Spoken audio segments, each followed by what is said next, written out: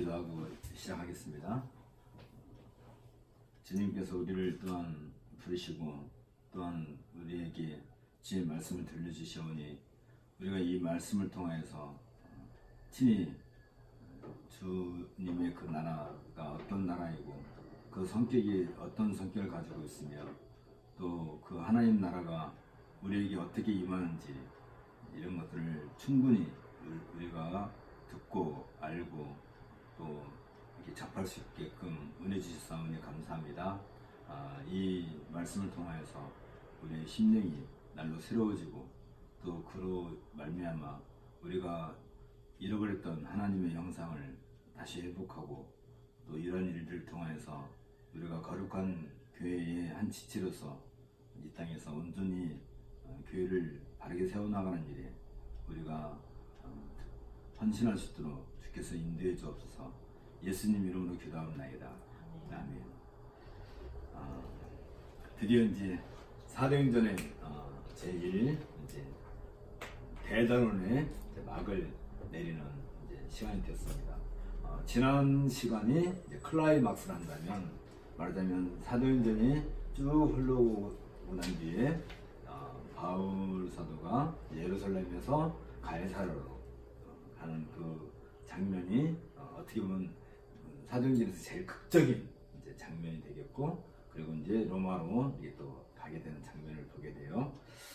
그리고 이제 그 바울 사도가 지중해에서 거의 10나흘 동안 죽음을 이렇게 죽음과 삶과 그 현장에서 이제 사투를 벌이고, 그리고 바울과 더불어서 그 배에 탔던 모든 사람들이 다 구원을 받고, 그리고 멜리데 섬에서 겨울을 보내고 이제 새해가 돼서 이제 봄이 돼가지고 이제 로마로 들어오게 되는 것이 27장, 28장에서 얘기 되는 거예요.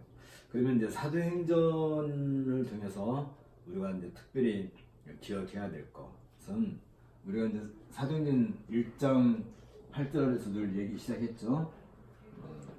사도행전 1장 8절에서 성령의 권능, 성령의 권능은 곧 증인으로 인침을 하는 거라고 하겠죠. 땅끝까지 이르러 내 증인이 되리라. 이 증인은 이 증인 자체가 교회를 얘기하는 거예요.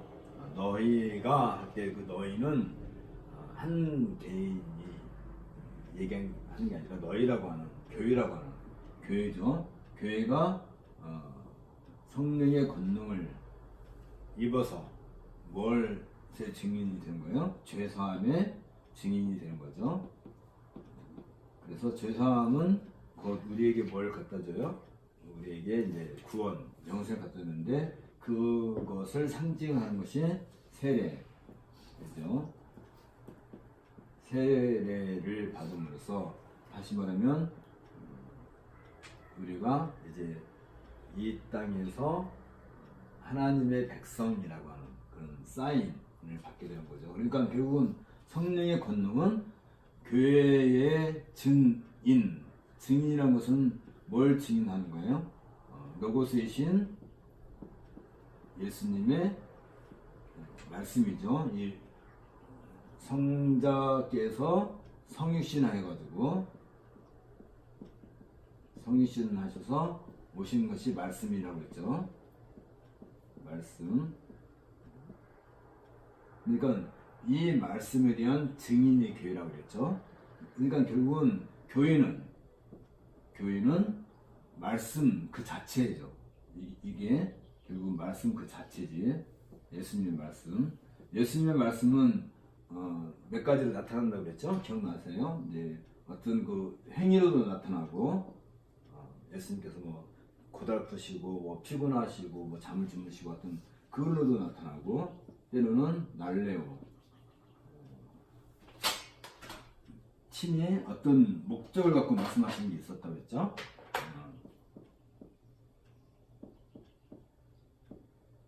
날려오는 이건 뭐 예를 들면 죽은 그 과부의 아들에게 일어나라 하면 죽은 자에서 일어나는 것이지 말씀 그 자체가 곧 현실되는 거죠.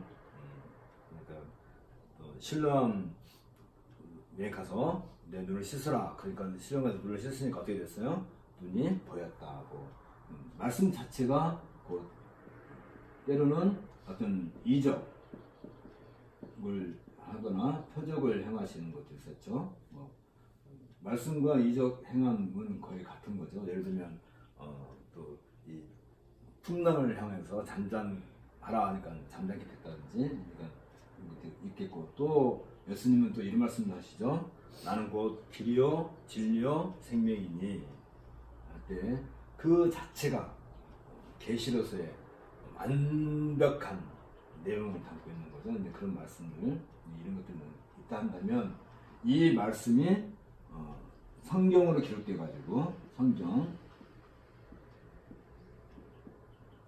사도들에 의해서 성경으로 기록돼 가지고 교회에 주어지는 거죠. 그래서 교회는 이 말씀의 증인이라고 그래요. 그럴 때 이제 사도행전 28장 28절 제일 마지막에서 바울이 뭐라고 얘기하냐면, 이건 예수님께서 행하신 말씀이죠. 이건 예수님께서 하신 말씀이고, 바울은 28장 28절에서 저희는 이 말씀을 다 들으리라. 들으리라. 이 말씀을 들을 것이다. 그러면 이 말씀을 듣는데 바울은 뭘 전했냐면, 바울의 그 복음의 메시지는 한마디로 말하면 하나님 나라와 예수 그리스도에 관한 것을 얘기했죠. 하나님 나라와 예수 그리스도께서 행하신 모든 것. 예수 그리스도 행하신 모든 것이 뭐예요? 바로 이거죠. 예수께서 행하신 모든 것을, 이게 결국은 다 하나님 나라의 일이야. 이게 다 하나님 나라의 일, 또 하나님께서 행하신 하나님의 일, 다 같은 말이지 이게. 그러니까 어떤 성경을 펴든 우리가 무슨 성경 공부를 하든 이것은 우리가 기본적으로 다 이루어지는 거지. 그러니까 결국은 사도행전 1장 8절이 교회라고 하는, 그러니까 바울은 어떤 면에서 교회를 자꾸 세워나가는 이유가 도대체 뭐냐면, 교회가 바로 이 역사의 증인으로서 중요한 위치에 있는 거죠. 그래서 결국은 로마에서 마지막 바울이 했던 얘기가 28장 28절에서 저희는 다 들으리라 해서, 그 들으리라 라고 하는 그 말은 사도행전 1장 8절에서 내 증인이 되리라 하는 그 말의 연속선상에 있어서, 그것이 벌써 2000년의 시간이 지나서 지금 우리도 듣고 있는 거고, 이 말씀을 듣는 데서는 항상 무슨 일이 생겨요? 이게 다 예수님의 행하심과 말씀하심과 이적을 행하심은 결국은 무엇과 관련돼요? 생명, 새 생명이지. 새 생명을 가져다 주는 유일한 길, 이거 말고 다른 길이 없단 말이죠. 예수님께서 내가 곧 길이요 진리요 생명이라 한다면 바로 이 말씀 하시는 것이지, 다른 걸로 이걸 대신할 수 없는 거죠. 그러니까 예수님 자신이 곧 그러면 예수님 자신이 곧 말씀이고, 이 말씀 외에 우리에게 구원의 길을 주신 적이 없다 한다면, 우리가 받는 세례, 이 세례는 결국은 이 모든 바울 사도가 전해준 그 모든 것에 어떤 그 역사를 통해서 충분히 다 증거가 된 것을 우리가 받아들이고, 또 우리가 거기에 대해서 내가 그 말씀을 받았다, 나에게 어떤 믿음을 일으켜서 우리가 이제 그걸 신앙으로 고백하게 돼서 우리가 세례를 받고, 다시 말하면 세례를 받는 것은 죄사함의 세례인데, 이건 뭐냐면 교회와 한 몸을 이루는 것이지. 결국은 세례를 받는 것은 교회의 몸, 한 몸을 이루는 거죠. 그러니까 우리는 다 한 교회 공동체란 말이죠. 한 교회 안에 들어와 있는 것이지. 한 몸을 이룬다 할 때는 결국은 이 교회는 말씀에 대한 증인이고 이 자체가 곧 말씀의 화신이 교회이다 보니까 결국은 이 교회는 누구의 몸이 돼요? 결국은 그리스도의 몸이 되는 것이지. 따져놓고 보면. 그래서 우리는 이거 갖다가 엔 크리스토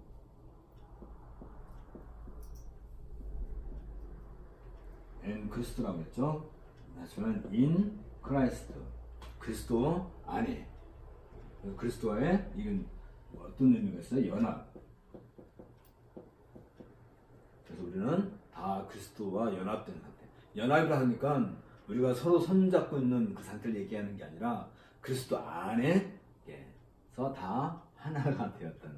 다시 말하면 우리 몸의 세포 하나하나가 다 내 몸 안에 있는 거지. 그래서 우리는 이게 다 하나잖아요. 마찬가지로.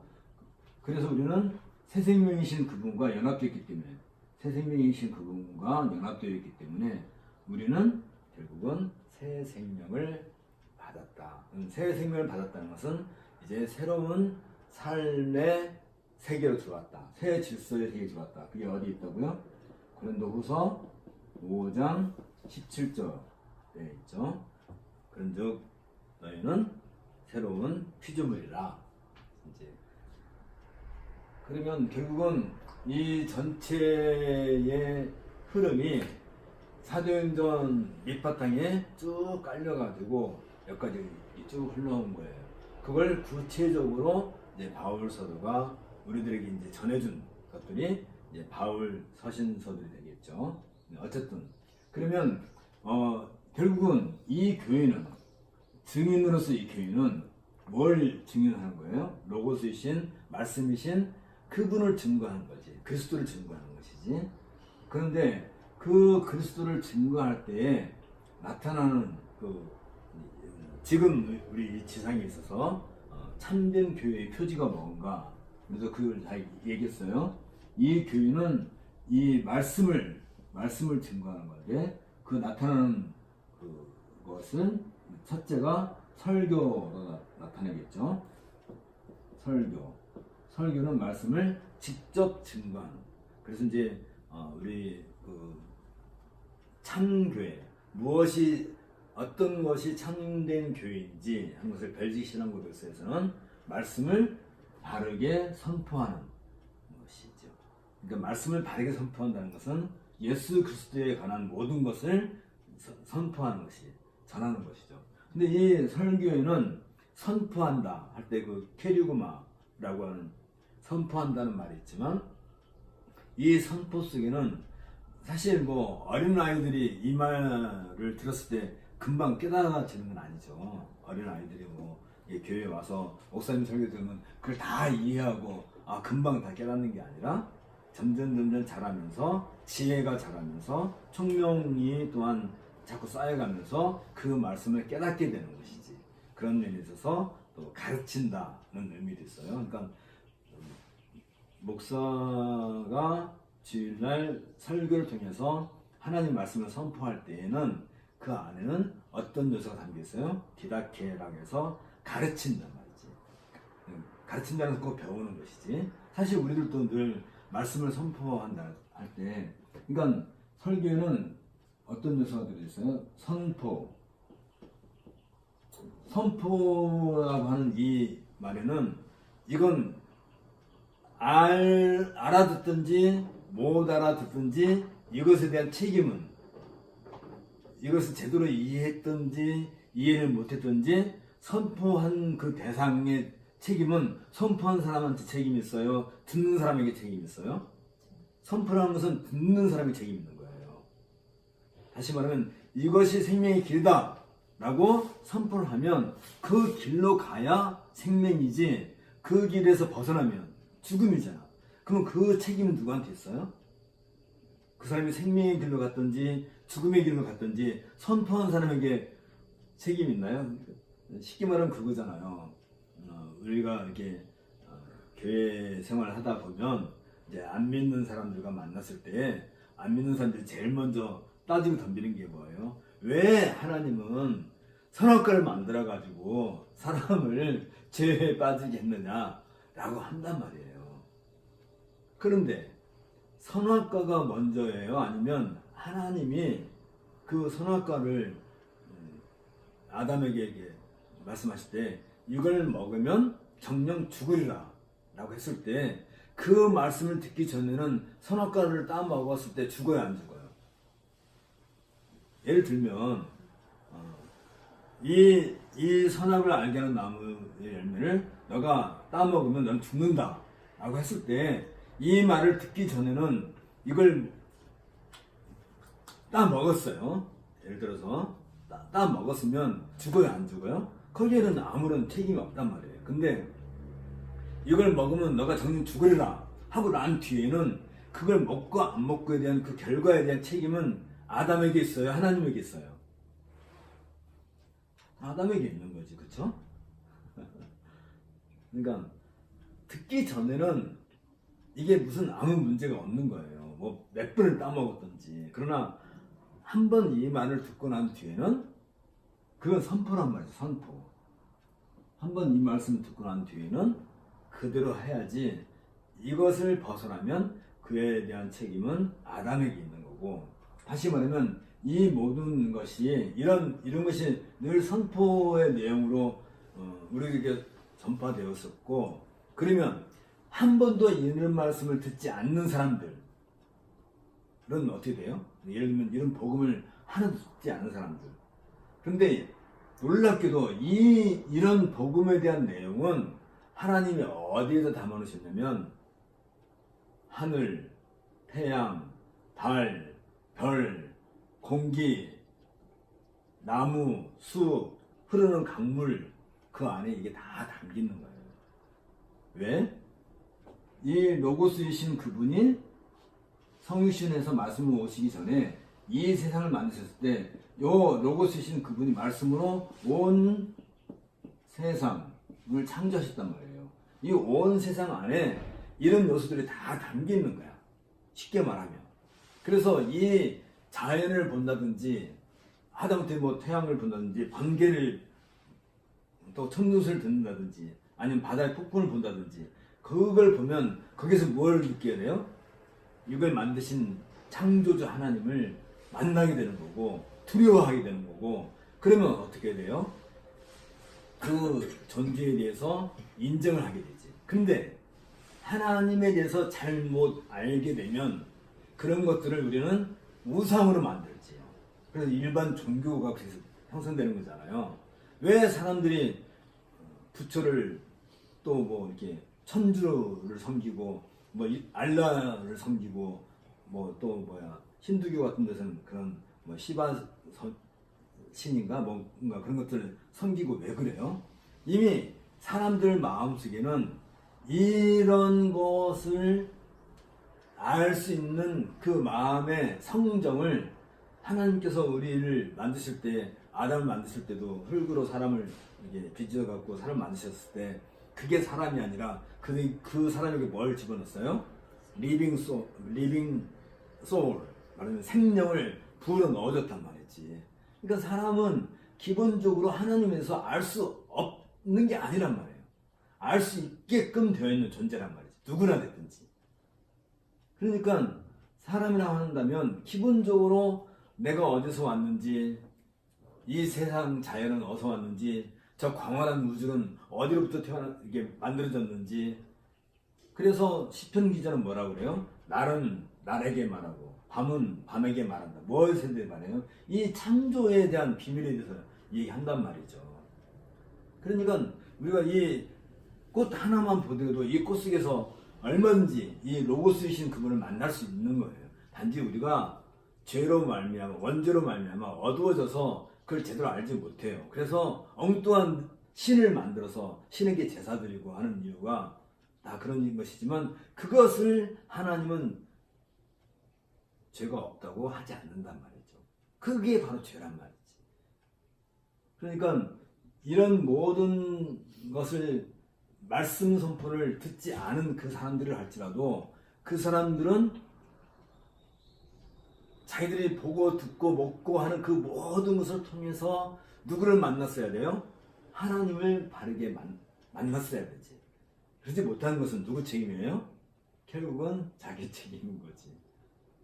로마서에서 바울이 그 얘기를 하고 있는 거란 말이죠. 그래서 로마서 1장에서 3장까지 무슨 얘기예요? 모든 사람은 죄인이다. 죄인일 수밖에 없는 거예요. 우리도 마찬가지지. 우리도 예수님 알기 전에는 죄인이었단 말이지. 그러나 이 예수님 말씀을 듣고 교회의 증거, 다시 말해 설교라든지 선포, 캐리그마를 통해서 우리가 그걸 깨닫게 된 것이지. 아, 내가 하나님을 몰랐었구나. 그게 죄인이에요. 죄가 뭐라고요? 죄가 뭐야? 하나님을 알지 못하는 게 죄란 말이지. 그래서 우리가 그걸 고백하고, 그래서 이 선포는 늘 캐리그마 안에는 또 다른 요소가 뭐가 담겨 있다고요? 디다케. 그래서 가르치고 배우고 하는 것이 그 안에 담겨 있는 거예요. 그러니까 선포와 가르침은 설교의 중요한 요소가 되겠지만 결국 뭘 선포하는 거예요? 로고스신 그 예수님을 선포하는 거란 말이지. 다시 말하면 예수님의 몸에 대해서 선포하는 거지. 그게 바로 교회란 말이죠. 교회. 그러면 설교자가 이 바른 선포를 했는지 바르게 가르쳤는지 그걸 누가 증거를 해야 돼요? 바로 그 설교를 듣고 있는 여러분들이 증인이어야 되는 거예요. 그래서 바울은 고린도 교회에 편지할 때 너희가 나의 그리스도의 편지다 그렇게 설명을 해요. 그 편지란 말은 추천장이라는 뜻이에요. 추천장. 이게 누군가에게 이렇게 사람을 이렇게 보낼 때 추천서를 써서 그 사람한테 보내면 이 사람에 대해서 이렇게 신뢰를 이렇게 받게 하는 거죠. 그러니까 다시 말하면 고린도 교회 성도들이 나중에 바울이 그리스도 앞에 섰을 때 이들의 추천장이 되는 거예요. 그리스도의 추천장이 되는 거예요. 그래가지고 바울이 전한 복음이 이들이 하나님의 백성으로 잘 성장했다는 증인이 되는 거예요. 그들이 곧. 그러니까 바울이 전한 복음이 그게 참된 복음인지 거짓 복음인지 누가 그걸 증거를 해야 하는 거예요? 교인들이 증거해 주는 것이지. 그래서 교인들이 이 바울 사도야말로 우리에게 참된 복음을 증언해 준 분입니다. 우리에게 복음을 전해준 사람이라는 것을 그 고린도 교회 교인들이 무엇으로? 자신들의 삶으로, 어떤 삶으로? 크리스찬으로서 살아가는 그 삶으로 증거를 해주는 거예요. 증명을 해주는 거지. 그렇다 한다면 그 바울의 복음이 그리스도의 복음이라는 거예요? 아니라는 거예요? 그리스도의 복음이라는 거지. 그런데 그 교인들의 삶이 신자로서 그리스도의 몸으로서 살아가는 그 삶에 있어서 어긋나 있었다. 다시 말하면 바울이 복음을 전하고 그래서 교회가 세워지고 거기에 성도들이 이렇게 잘 자라서 교회를 이루고 살아가는데 그들이 그리스도의 그 로고스이신 그분이 성육신하신 그 교회의 몸으로서 참으로 바르게 살지 않는다면 그럼 바울이 전한 복음은 참 복음이에요? 거짓 복음이에요? 그건 거짓 복음이 되는 거지. 그러니까 그 복음을 받은 사람들은 하나님의 말씀대로 바르게 살아가야 그 복음이 참된 복음이 되는 거잖아요. 그렇죠? 참된 선포가 되는 것이죠. 그럴 때 설교자가 이 시대에 예를 들면 어떤 목사님이 복음을 선포를 했는데 그 교회가 도무지 하나님의 백성으로서는 있을 수 없는 그런 형태로 그런 모습으로 비춰지게 되면 그 목사의 설교는 참된 복음이에요? 거짓 복음이에요? 응? 그건 거짓 복음이 되는 거란 말이죠. 왜? 선포, 만약 캐리그마와 디다케, 가르침이 잘못되었기 때문에 그들의 삶이 도무지 성경에서는 용납할 수 없는 성경과 늘 부합하지 않는 엉터리 삶을 그 교인들이 살고 있다면 그 교회는 거짓 교회고 그 선포된 말씀은 거짓 말씀을 선포한 것이고 그 목사는 가짜 거짓 교사가 되는 거란 말이지. 그걸 누가 증거를 하는 거예요? 결국은 그 교회 회원들이, 교인들이 증거를 해줘야 되는 거예요. 그랬을 때 이 선포된 말씀, 다시 말하면 가르친 그 말씀에 대해서는 이 안에 무엇이 또 중요한 요소 남아있냐면, 이 안에는 고백이라고 하는 요소가 함께 담겨 있는 거예요. 다시 말하면 내가 갖고 있는 신앙 고백과 이 말을 듣는 성도들이 갖고 있는 신앙 고백이 늘 같아야 돼요? 달라야 되는 거예요? 같아도 되고 때로는 다를 수도 있고 그런 거예요. 그래서는 안 되는 거란 말이죠. 왜 안 돼요? 이게 그리스도의 몸이란 말이야. 그리스도의 몸이 그리스도가 한 분이세요? 두 분이세요? 세 분이세요? 한 분이잖아. 늘 같아야 되는 거지. 무엇으로 확인돼요? 이 고백으로 확인되는 거야. 다시 말하면 우리가 사도행전을 지난 1년 동안 공부를 다 했는데, 이 사도행전의 가르침을 통해서 우리 최지사님이 고백하는 거나 우리 인술자매님이 고백하는 거나 또 내가 고백하는 내용이 같아야 이게 한 몸 된 교회로서의 참 모습인 것이지, 내가 고백하는 내용과 여러분들이 고백하는 내용이 서로 다르면 그리스도가 나눠지게 된 것이고, 다시 말하면 그리스도를 쪼개놓은 것이란 말이에요. 갈라놓은 것이란 말이에요. 한 몸을 찢어놓는 것이 되는 거예요. 그러면 그것은 어떻게 되는 거예요? 둘 중에 하나죠. 하나는 전하는 사람이 바르게 전했는데 듣는 사람이 잘못 들었든지, 아니면 전하는 사람이 잘못 들었기 때문에 그렇게 되는 현상이 있다든지, 비참한 그 현상이 있죠. 교회가 막 4분 오열되는 거. 여러분, 오살 맞다 그 말 들어봤어요? 오살이 뭐예요?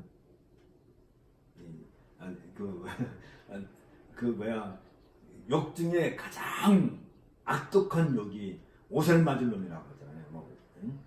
찢어 죽일 놈, 오살. 이게 사지를 찢어 죽이는 것은 찢어 죽이는데, 우리 몸은 사지가 있죠. 두 팔이 있고 두 다리가 있고 사지죠. 거기 또 하나 달리는 게 뭐예요? 몸에 머리지. 그래서 이제 이 목을 밧줄로 묶고, 양쪽 손을 밧줄로 묶고, 양쪽 발목을 밧줄로 묶어가지고 5군데서 말이 이제 사람이, 이게 너무 잔인하다. 사람이 이렇게 있으면요, 이렇게 있으면 말을 5마리를 끌고 와가지고 밧줄 다 묶어요. 이렇게 말로 이렇게 다 묶어서 각자 입술 끌고 가봐요. 이렇게 다 끌고 가봐요. 그러면 사람이 어떻게 되겠어요? 잔인하게 죽는 거죠. 이게 교회라 생각해봐요. 하나의 복음이 전파되고 하나의 복음 안에 같은 성도들이 자랐다 한다면 그들은 이렇게 갈라질 수가 없는 거잖아요. 그죠? 교회가 풍지박산 나는 이유는 복음에서 하나가 되지 않아요. 그럼 그 책임 누가 지는 거예요? 누가 져야 되는 거예요? 1차적으로는 복음을 잘못 전한 목사가 책임을 져야 되겠지. 그리고 이게 둘 중에 하나지. 목사가 복음을 잘 전했는데 교인들이 안 들었을 때는 교인들이 책임을 져야 되겠고, 목사가 잘못 전했을 때는 목사가 책임을 져야 되겠죠. 그래서 이 설교가 참된 설교인지 거짓 설교인지 확인하기 위한 방법이 고백이란 말이에요. 이것이 우리 교회에서는 하나의 표준 문서로 이렇게 남겨놓은 게 있죠. 그게 뭐예요?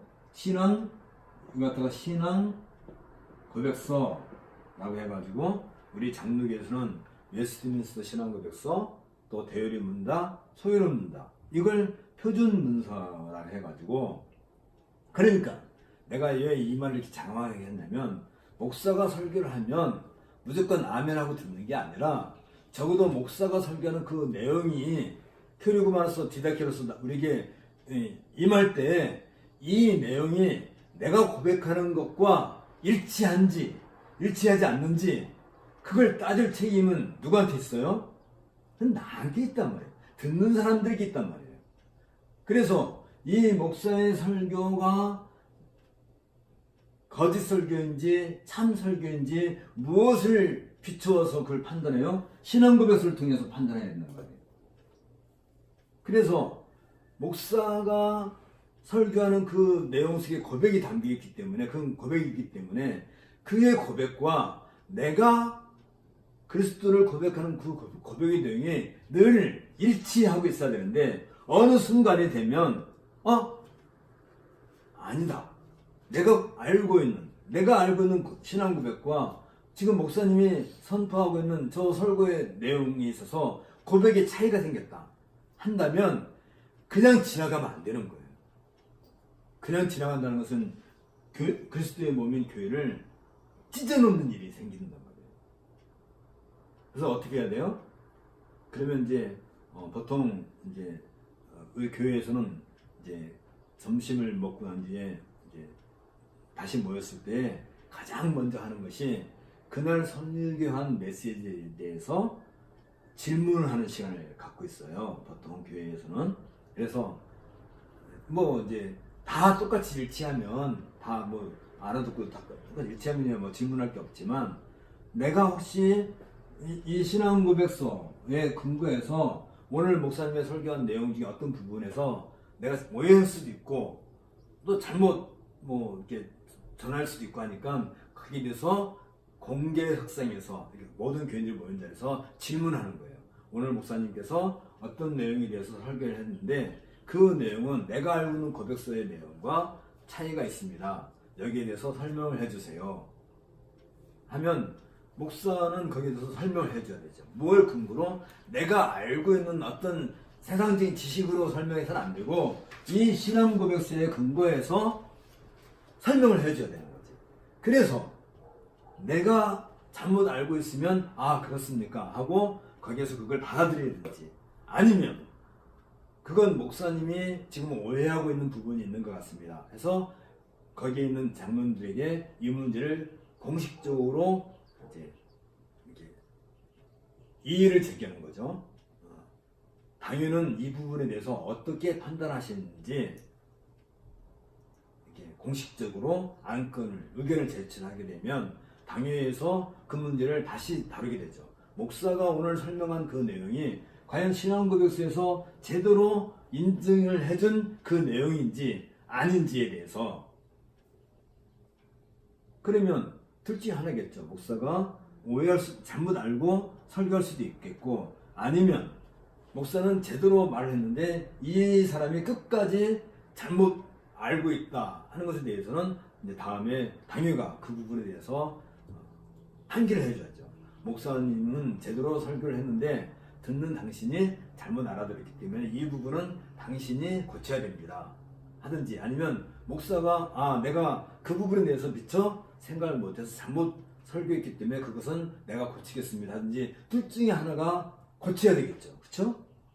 그냥 지나가면 어떤 문제 생겨요? 자꾸 이것이 덮개처럼 쌓이게 되면 어떤 문제 생겨요?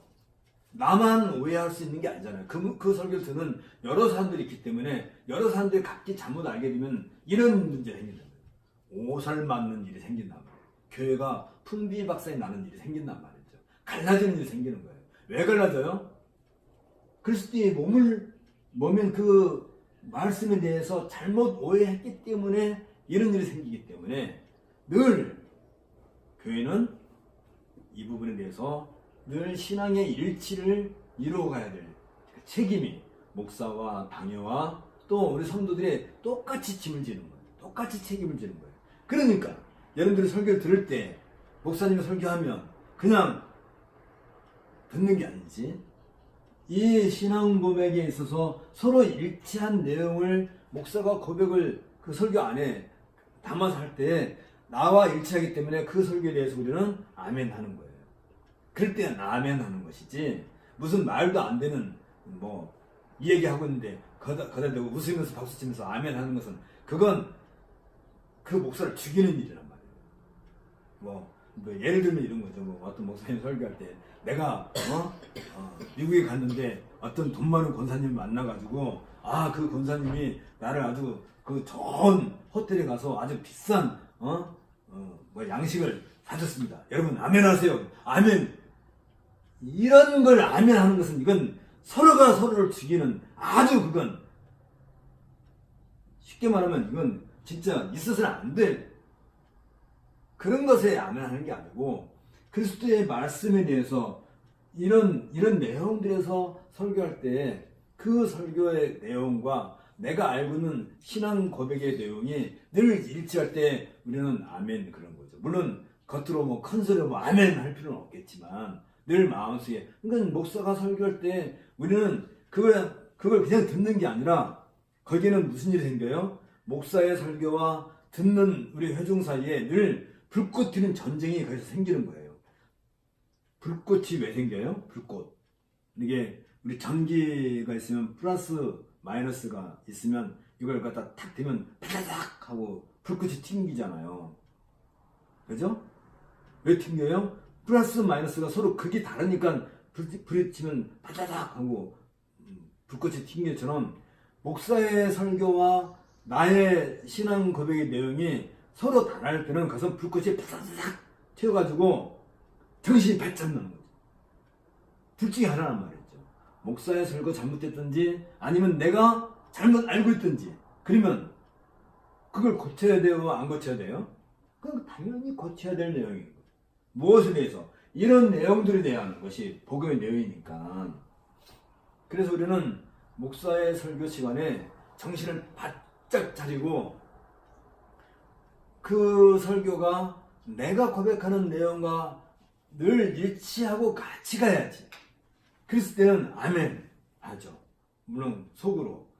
그 아멘을 할 때 내 마음속에 뭐가 일어나요? 화산과 같이 뜨거운 열기가 솟아나는 거죠. 그게 곧 생명의 말씀이니까 내 안에서 생명이 작동하는 거지. 뜨거운 것이 작동하는 것이지. 우리 자매님들은 이미 그걸 다 경험한 바가 있어요. 내 안에서 태아가 자랄 때 그 아주 자그마한 그 발길질 하나만 갖고도 어머머머머 얘가 이래서 막 뛰고 있는 거야. 막 그 느낌이 오지 않아요? 그 안에서 내 몸 안에서 생명이 자랄 때 그 희열이 느껴지지 않나요? 그냥 멍하나요? 애가 발길질하는데 뭐 가렵네 하고 목이나 쓱쓱 긋고 지나는 게 아니잖아요. 그 감동이 얼마나 세게 와요. 여보 왜 애가 발길질했어 들어봐 하고 귀에다 대고 들게 하고. 그게 뭐예요? 생명이 안에서 꿈틀거리고 있을 때 그 감동이, 목사의 설교를 들을 때 우리 안에서 그런 감동이 계속해서 불러 일어나는 거예요. 우리 남자들은 그런 경험이 없으니까 나는 모른다. 에이, 그건 말이 안 되는 거지. 안에서 뜨거운 화산 같은 것이 막 일어나는, 열기가 일어나는 거. 왜? 어떻게 목사의 설교 안에 있는 그 내용의 그 고백과 나의 고백이 늘 일치할 수 있냐면 어떻게? 이건 신비한 기적이랍니다. 그래서 이 설교 안에는 늘 이런 것들이 담겨 있는 거죠. 다시 말하면 선포와 가르침과 또 하나는 뭐라고요? 고백.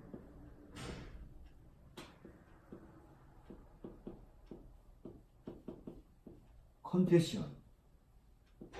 고백이 늘 이렇게 담겨 있는 거예요.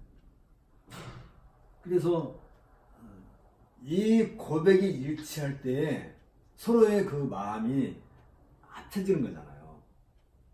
누구랑 합쳐 있는 거예요? 그게 그리스도와 합쳐 있는 거예요. 거기에서 우리는 그리스도를 만나는 거예요. 그 말씀이 곧 그리스도인 거예요. 그러니까 우리가 그 말씀을 들을 때 그 말씀이 우리 안에 탁 바뀌었을 때 마치 화살이 내 심장을 관통하는 것처럼 여러분 그런 경험이 있을까요? 있죠. 언제 있어요? 언제 가장 그걸 강하게 느껴요? 첫사랑이 고백을 들을 때. 누구에게나 다 첫사랑은 있죠. 그쵸? 내가 저 사람하고 정말 이렇게 사랑을 하고 싶은데 그이가 어느 날 갑자기 미쓰리 사랑해, 우리 결혼해, 그 말. 그러니까 아니 왼수 같은 놈이 그 말 하게 되면 왕 짜증이 나지. 그냥 폭발해가지고 막 그냥. 하지만 정말 내가 흠모하고 사모하고 있는 마음으로만 사모하고 막 저 사람만 지나가도 막 두근두근하고 막 그 사람이 어디로 가는 것만 봐도 막. 근데 그 사람이 어느 날 갑자기 나한테 와가지고 미쓰리 사랑해 막 사실 설교의 말씀 속에 우리는 그리스도로부터 뭘 듣는 거예요? 난 너 사랑해. 나는 그 고백을 계속 듣고 있는 거란 말이에요. 그런데 뭐 이게 그걸 듣는 사람이 어디 있어요? 감동이지. 근데 왜 그 감동이 없겠어요? 모르니까.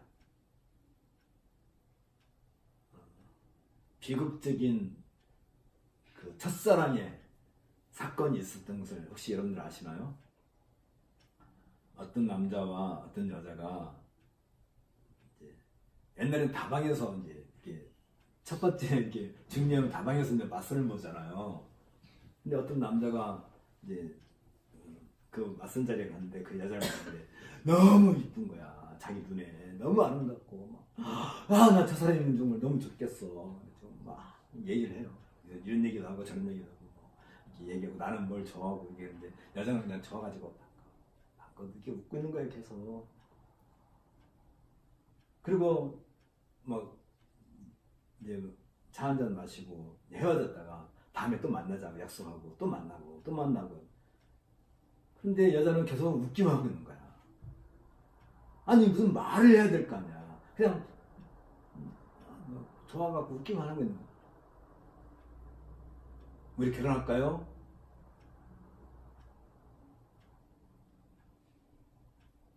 나중에 알고 보니까 이 여자분이 귀가 안 들리는 분이야.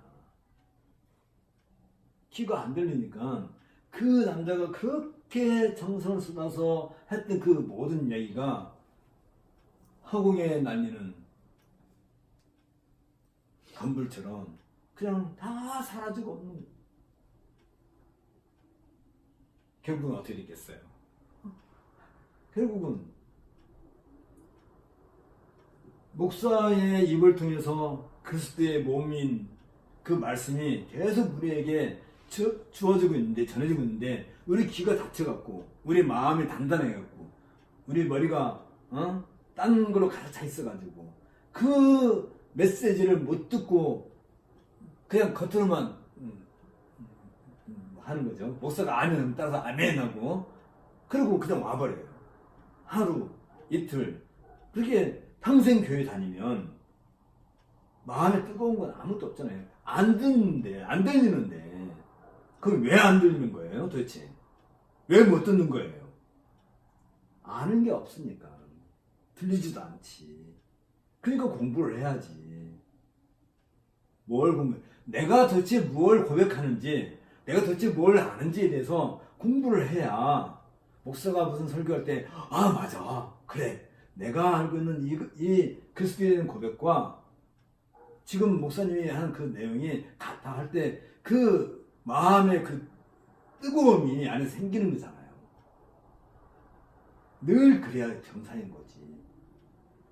그랬을 때 무슨 일이 생겨요? 그랬을 때 우리 안에 생명이 자라는 일이 생기는 거란 말이에요. 그게 뭐예요?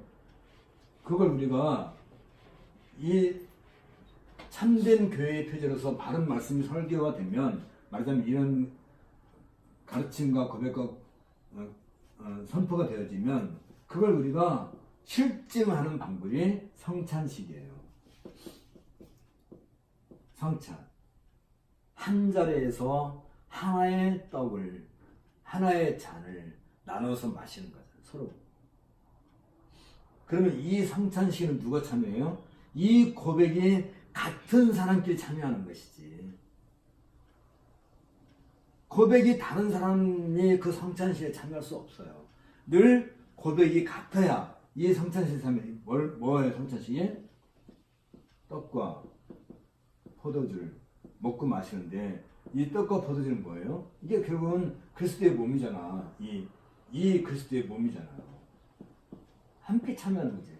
그래서 하나의 그리스도의 몸이라는 것을. 그러니까 우리는 처음부터 끝까지 그리스도의 몸 안에 있으니까 이 모든 일들이 생기는 것이지, 그 그리스도의 몸 바깥에 있으면 절대 이걸 느낄 수가 없는 거란 말이죠.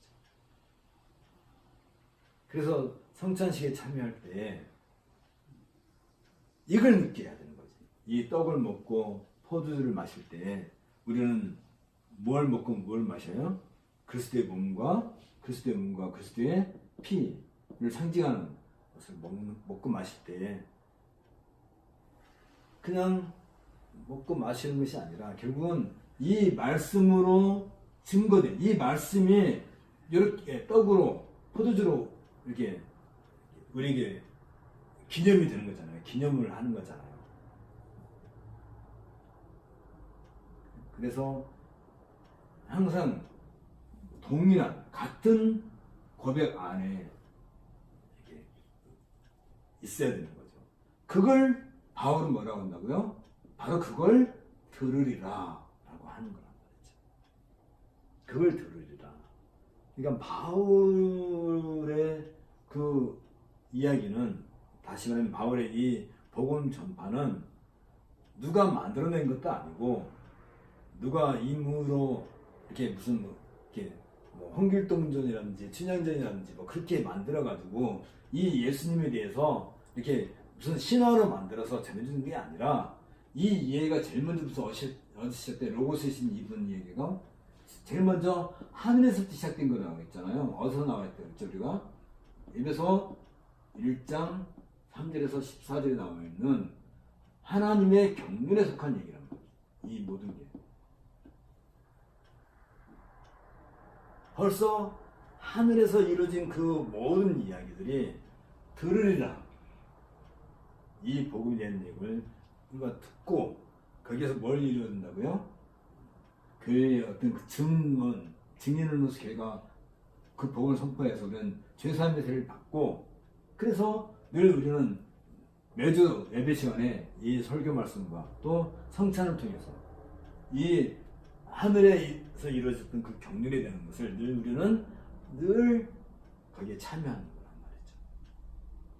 이게 교회의 신자들이 이 땅에서 누리는 참으로 복된, 이것보다 더 복된 게 어디 있어요?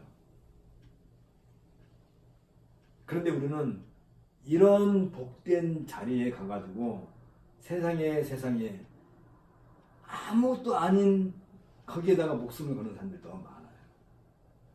아무것도 아닌 것에. 예를 들면, 오늘따라 최 집사가 왜 옷을 저렇게 입고 왔어? 뻘불견이야? 그게 뭐 어때서? 왜 오늘따라 저렇게 화장을 진하게 하고 왔대? 교회 끝나고 어디 누구 뭐 만나러 가나? 그 말도 안 되고 그 있어서도 안 될 그런 것에다가 마음을 쏟고, 오늘따라 뭐 교회 조명이 어떻네, 무슨 뭐 그런 또 뭐 점심 뭐 반찬이 좋네 나쁘네 정말 말도 안 되는 데다가 에너지를 쏟는다는 것은, 그건 참 심각한, 있어서는 안 돼. 매주마다 우리가 교회 가서 무엇을 확인해요? 우리의 고백에 대해서, 고백의 내용에 대해서. 고백의 내용이 결국은 뭐예요? 따지고 보니까 바울이 말했던 바로 그 들으라 하는 그 내용이고, 그 내용이 뭐예요? 사도행 1장 8절에서 이미 예수님께서 하신 그 말씀의 성취지. 예수님께서 너에게 성령의 권능이 임하면, 그러면 성령의 권능이 임한다는 거예요? 안 임한다는 거예요? 임한다는 거죠. 있을 수도 있고 없을 수도 있고 그 얘기 아니에요. 예수님이 날래요 말씀하시면 그건 사실이야. 빛이 있으라 하면 빛이 있는 거지, 있을 수도 있고 없을 수도 있고 그게 아닌 것처럼 성령의 권능이 임하면 임하는 거예요. 임하면 무슨 일이 생긴 거예요? 내 증인이 되려나 어디까지? 땅끝까지. 그럼 이렇게 되는 거예요? 안 되는 거예요? 그냥 될 수밖에 없는 거예요. 그래서 우리가 땅끝에 있는 우리가 이 복음을 들었다 한다면 이 복음을 들은 이 우리들의 삶이 우리들 안에 생명이 계속 꿈틀꿈틀한 이런 말씀을 들을 때, 이런 말씀을 배울 때, 이런 공부를 할 때 우리 안에서 이런 생명의 뜨거운, 마치 그 태아가 우리 몸 안에서 발길질 한번 할 때마다 그 느낌이 어땠어요? 나는 그걸 잘 모르지. 느낌 어땠어요? 이렇게 그 발길질 뭘로 하지? 발로 찬다고 하던가? 그 느낌 어때요? 신비해요. 그걸 좀, 그걸 어떻게 좀 이렇게 아 참 그런 것처럼 이 말씀이 우리 안에 들어오면 우리에게서 새 생명이 계속 꿈틀꿈틀하는, 그래서 우리로 하여금 새 생명으로 자라게 해주는, 그게 다 뭐라고 했죠? 고린도후서 5장 17절에서 그 얘기 했다고 그랬죠? 우리가 새로운 피조물, 새 생명을 얻는 새로운 피조물. 근데 고린도후서 5장 17절을 읽을 때 우리는 뭘 생각해야 되는 거예요? 이런 얘기, 이런 모든 것. 그런데 바울은 이 모든 것에 대해서 들으려나 할 때, 이 모든 것을 할 때 늘 무엇과에 대해서 하나님 나라에 대한 것, 다시 말하면 예수 그리스도에 대한 모든 것은 같은 거죠. 다른 것이 아니지.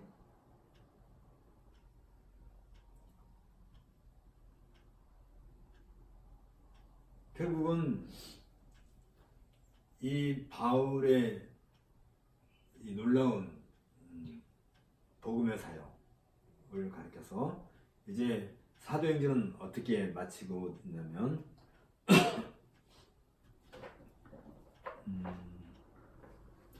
그 405페이지 바울이 온 이틀을 자기 셋집에 유하며 자기에게 오는 사람을 다 영접하고 담대히 하나님 나라를 전파하며 주 예수 그리스도에게 관한 것을 가르치되 그 많은 사람이 없었더라. 그 많은 사람이 없었다는 것은 계속 말씀이 전파되고 있었다는 얘기지. 더 이상 이 복음을 막는 사람이 없었다. 다시 말하면 들으려나 할 때 누구든지 들을 수 있게끔 길이 활짝 열려 있는 것이고,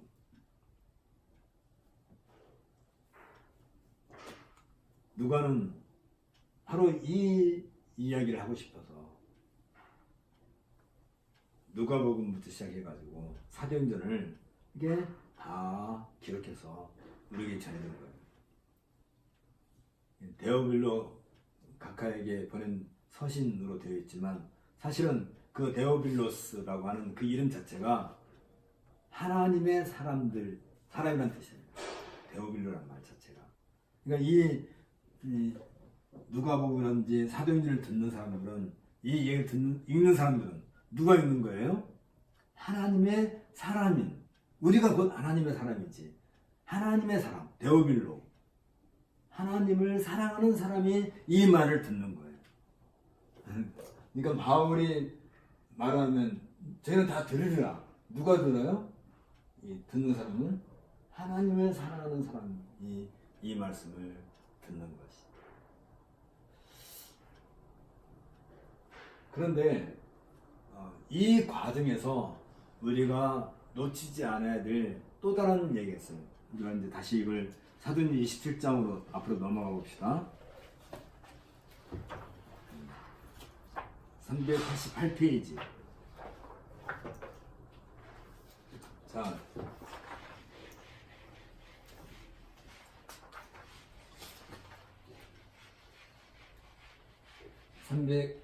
388페이지죠. 다시 2년 전으로, 이제 3년 전이지, 사실 시간 따지면 3년 전으로, 지금 이건 말고, 이제 이건 바울이 57년에 예루살렘에 들어왔어요. 들어와가지고 이제 59년에까지 이틀 동안 가이사라 빌립보에 있었다가, 가이사라에서 이제 복음을 전하죠. 누구한테 복음을 전해요? 거기에 있는 벨릭스, 베스도, 말하는 유대 총독들에게도 복음을 전하고, 또 아그리빠 왕이죠. 왕에게 복음을 전하는. 그래서 이 옥중 생활을 할 때 이 아그리빠 왕에는 뭐 천부장이라든지 뭐 백부장이라든지 여러 귀족들도 함께 와요. 이 자리에. 바울이 여기서 뭘 전했다고 그랬죠? 그리스도의 부활에 대해서 복음을 전했죠. 이게 26장에 나온 얘기지. 그리고 이제 바울은 로마 황제에게 자신의 재판권에 대해서 상소했기 때문에 이제 바울이 이제 로마로 가게 되죠. 로마를 가게 되는데 이제 60년 그때쯤에 지중해에서 겨울을 지내게 되죠. 그리고 멜리데 섬에서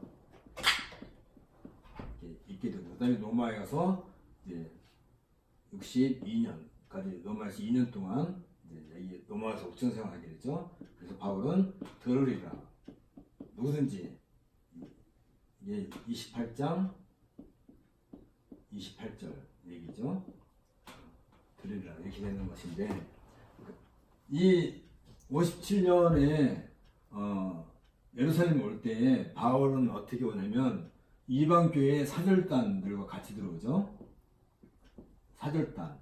그래서 연보, 예루살렘 교회를 위해서 연보를 가지고 오게 되는 건데, 이때 데살로니가에서 그 사절단의 데살로니가 같은 대표로 오신 분이 누구냐면 아리스다고라는 분이 있어요.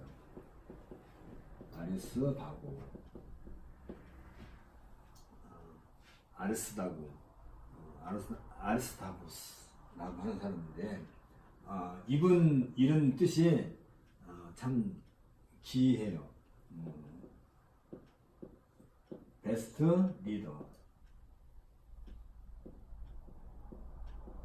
리더라는 뜻이야. 베스트 리더. 이건 최고의 지도자라는 뜻이 이 아리스토라는 사람인데, 이분은 이제 바울이 예루살렘에서 이제 가이사라로 갈 때 다른 사절단들은 아마 거의 다 자기 본국으로 돌아왔을 텐데, 이 아리스토는 끝까지 바울과 같이 있어요. 그래서 이 가이사라에서 2년 동안 있을 때도 모든 바울의 생활을 다 이분이 다 책임을 져줘요. 그러니까 바울은 아직 죄수가 아니에요. 재판이 해서 죄수로 확정된 게 아니고 아직 미결수이기 때문에 자기의 모든 생활비를 자기가 다 내야 돼. 먹고 자고 입고 뭐 하는 그 모든 것을, 그 돈을 다 누가 냈겠어요? 이분이 다 해주신 거야. 이분이. 그리고 이 가이사라에서 로마까지 가는 배를 타고 가려면 뱃삭부터 내야 되잖아. 그러니까 이 뱃삭을 비롯해가지고 모든 생활비, 그다음 로마에서 2년 동안 생활하는 거, 생활비 누가 냈겠어요? 다 이분이 낸 거야.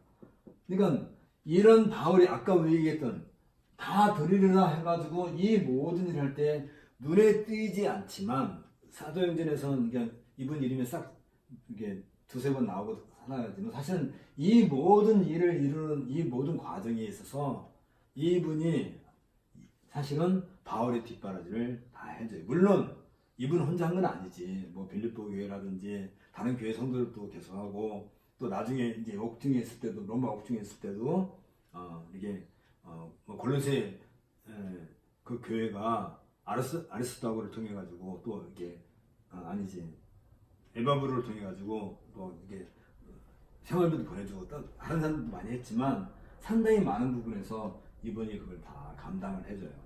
다시 말하면 바울이 어디 가서 돈 벌 수 있는 처지가 아니니까. 그런 일이 있을 때 우리가 이런 걸 놓고 본다면, 이렇게 바울의 삶을 이렇게 쭉 볼 때 늘 바울 옆에는 바울에 대해서 이렇게 힘을 써주는, 우리가 기억나죠? 이게 바울이 아시아에서 마게도니아 넘어갈 때 빌립보 교회를 먼저 갔었죠. 빌립보 교회 갔을 때 그 빌립보 교회를 세우는 때 누구를 만나냐면 누디아라는 분을 만나죠. 누디아. 그래서 이 누디아 집에서 사람들이 모이기 시작해가지고 빌립보 교회 만들고, 빌립보 다음에 데살로니가라는 거죠. 데살로니가. 이 데살로니가 교회에 주요한 그 멤버 중 한 분이 바로 이 아리스토블이지. 그 다음에 이제 나중에 이제 고린도로 갔을 때도 고린도에서도 누구를 만나요?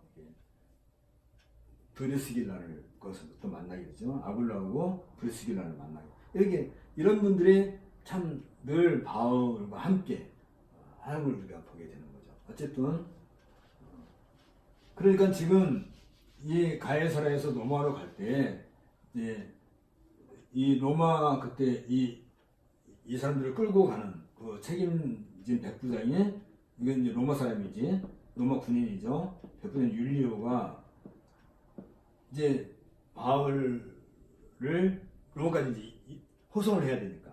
근데 거기에 누가 같이 가요? 아리스다고하고 누가가 같이 가죠. 누가가 누구예요? 이 사도행전을 기록하신 분이고, 누가복음 쓰신 분이고, 또 누가는 원래가 의사 출신이니까 상당한 인텔리전트하단 말이죠. 근데 이런 분들이 바울을 계속 수정 들고 바울에 이렇게 늘 하고 하니까 이 백부장이 볼 때는, 와, 바울이 뭘로 보였겠어요? 정말 저 사람은 죄가 있어서 좀 재판을 받아야 될 죄인인데 저 사람 아주 고약한 사람 아니야? 그게 아니라 이런 분들이 바울 옆에서 늘 바울을 이렇게 수정 들어주고 떠받들어주고 하니까 율리오가 바울을 어떻게 봤겠어요? 와, 저분 굉장한 분인가 보다. 그런 게 돼서 이제 가이사라 출발해가지고 이제 시돈에 도착하게 되는데, 이제 시돈에서 이제 배를 갈아타야 되기 위해서 잠깐 있을 때 다른 죄수들은 다 가둬놓지만 바울에게는 이 시돈에 잠깐 나갔다 오시라고. 왜 나갔다 오시라고 하겠어요?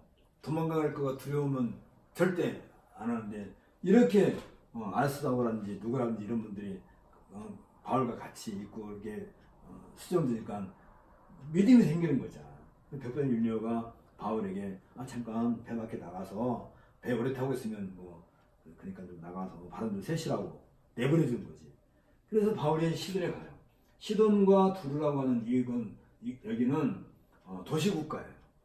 상당히 항해가 많이 발달되어 있고 남궁 불락의 요새로 알려져 있는데, 근데 이 시돈에 가니까 시돈에서 누굴 만나요? 누가가 기록하기를 거기에서 형제들을 만났다고 해요.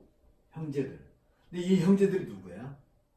말하자면 복음을 여기 말하자면 교회가 있었던 거지. 누구냐면 우리가 알다시피 사도행전 8장 1절에서 어떤 일이 생겼죠? 바울에 의해서 예루살렘 교회가 흩어지게 되죠. 다 흩어지는, 그때 예루살렘에서 말하자면 피해서 여기 시돈에 와 있는 사람들을 만나죠.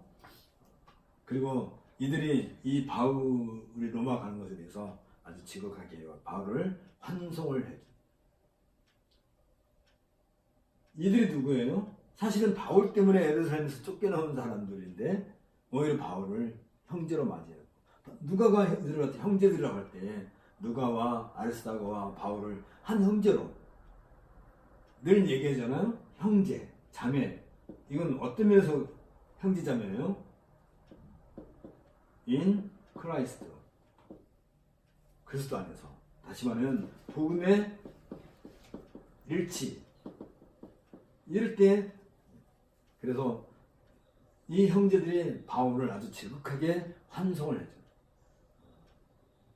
이런 것만 봐도 참 복음 안에서 서로 일치를 이룬다는 거. 인술자매가 서울로 가서 권사님 집에서 하룻밤 잘 수 있는 게 무엇 때문에 그래요? 이뻐서? 물론 이쁘니까 뭐 겠지만 이게 다 바로 이 복음의 일치 때문에 우리는 다 그리스도 안에서 한 형제고 한 자매고 한 가족이라는 그런 것 때문에 그런 일들이 아주 편하게 우리는 그게 아주 편한 거죠. 어디에 가든지. 이게 복음을 가지고 있는 사람들과 복음을 갖고 있지 않은 사람들 다른 점이죠.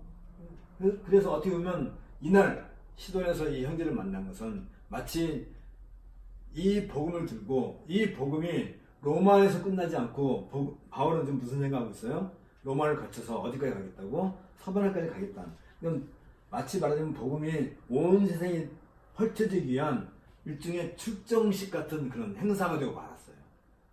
송별식이. 바울을 보낼 때 바울을 보내는 게 아니라 바울은 사람을 로마로 보내는 게 아니라 바울이 갖고 있는 복음을 로마에 보내는 거예요.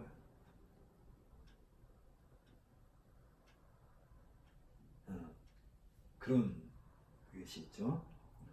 그래서 바울은 이들의 환송을 받아서 다시 배를 타고 로마를 향해서 가게 돼가지고 결국은 지중해에서 풍랑을 만나가지고 다 죽게 생긴 걸 하나님께서 바울에게 그러죠.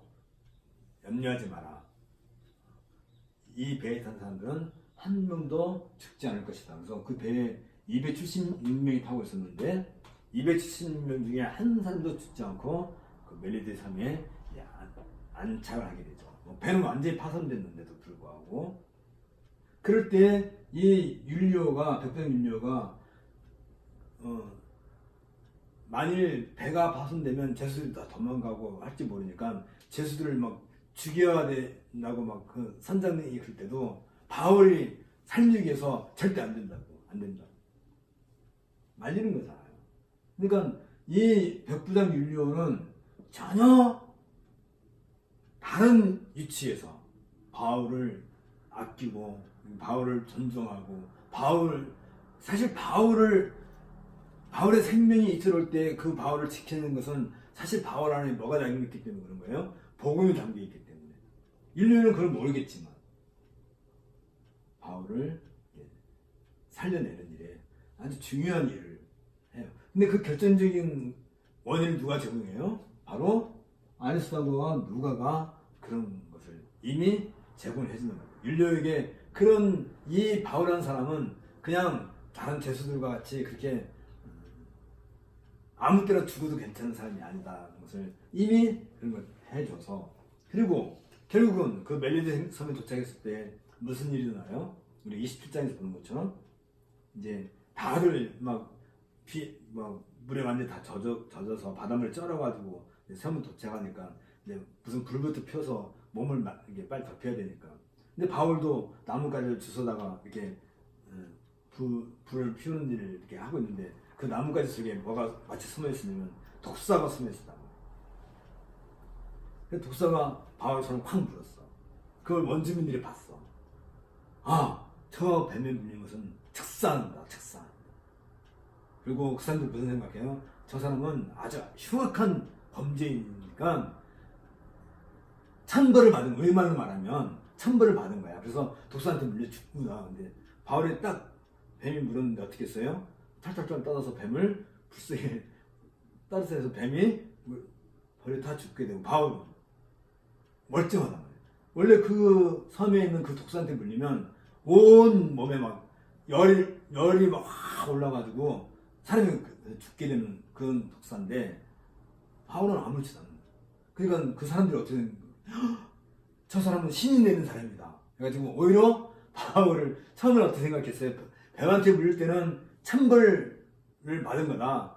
마땅히 죽어야 될 사람이니까 신이 저 독사를 사자로 보내가지고 저 사람을 형벌하는구나 생각했는데 오히려 반전이 돼가지고 바울을 신이 보낸 사람이 돼가지고 사람들이 막 바울을 갖다가 순사하니까 바울이 아니다 나도 이런 거 똑같은 사람이다. 그리고 그 추장의 아들이 열병에 걸렸는데 바울이 안수해서 낫게 되니까 와, 이건 사실 그 원주민들과 추장이 이 선원들을 먹여 살리는 것처럼 되어 있지만 사실은 이 모든 그 멜리스 섬에 있는 그 원주민이라든지 추장이라든지 그 모든 사람들을 누가 사실은 그들의 생명을 지켜주고 있는 거예요? 바울이 지켜주고 있는 거란 말이에요. 바울이. 하나님의 사도로서 바울이 그 일을 하고 있는 거예요. 사실은 바울은 어떻게 보면 그냥 참 뭐랄까 갇혀있는 사람이지만 사실은 신분상으로는 갇혀있다 할지라도 바울 때문에 윤리를 비롯해가지고 그 배에 있는 선원들이라든지 다른 죄수들이라든지 또 심지어 추장의 아들도 살아난다든지 그런 이적을 거기서 행한단 말이죠. 그게 뭐예요? 그게 바로 복음의 능력인 것이지. 와, 참. 왜 그렇게 했어요? 그 바울을 어디로 보내는 거예요, 지금? 로마로 보내려니까 하나님이 그 일을 해주시는 거란 말이에요. 하나님이. 그래서 바울로 하여금 신변에 어떤 해를 당하지 않도록 하나님께서 그렇게 주변을 이끌어 가시는 거예요. 그래서 마침내 바울이 로마에 도착하게 되고 그리고 로마에서 2년 동안 이태 동안 복음을 전할 때 아까 우리가 사도행전 28장 29절 31절에 읽은 것처럼 아무도 바울을 막은 사람이 없었다. 그래서 이 들이라 한다는 것은 어떤 거예요? 땅끝까지 복음이 전해지는 그런 일을 우리가 마침내 확인하게 되는. 참 우리가 사도행전을 그동안 쭉 살펴봤지만 이 사도행전을 통해서 우리는 하나님께서 그러니까 결국은 우리가 쭉 이 이야기를 쭉 살펴봤지만 이 이야기 속에서 주인공은 누구예요? 하나님이시지. 바울 주인공은 아니에요.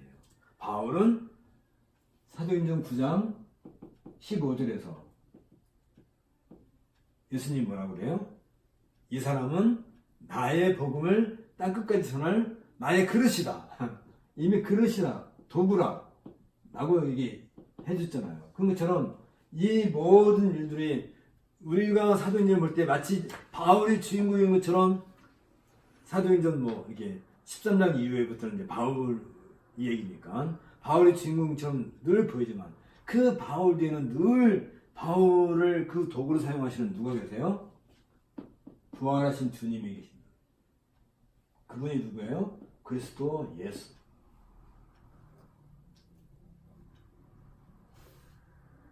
마침내 바울은 이 로마까지 가게 되고 결국은 바울은 이 그리스도 예수를 바라보는 그 믿음을 가지고 로마까지 가서 복음을 전하게 돼요.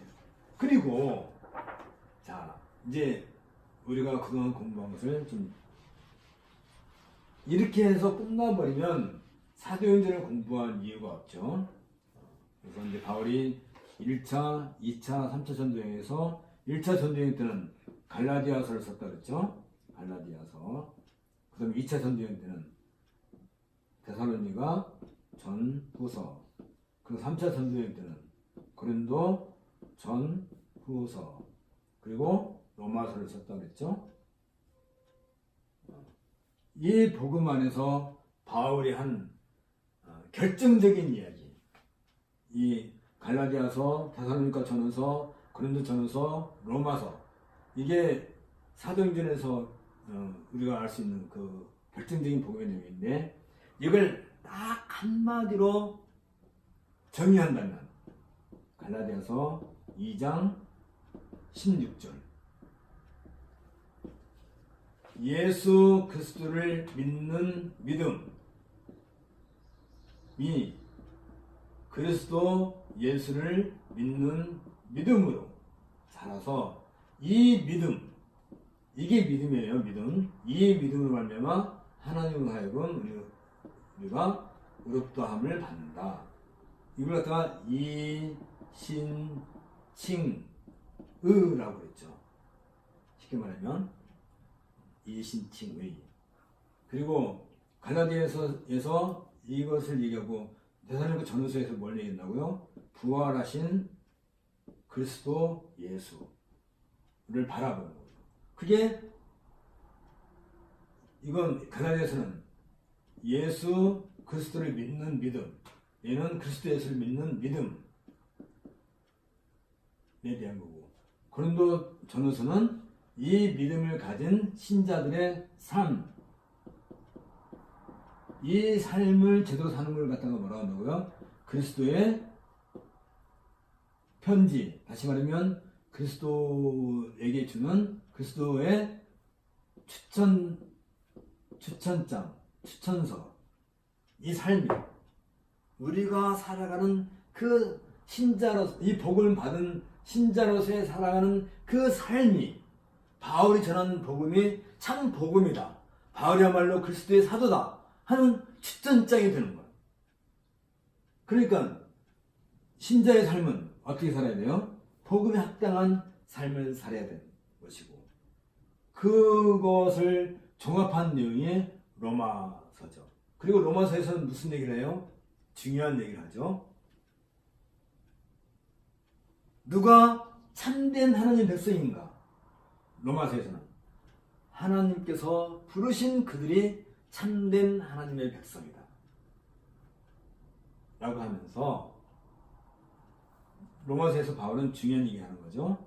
그리스도의 몸으로서의 교회.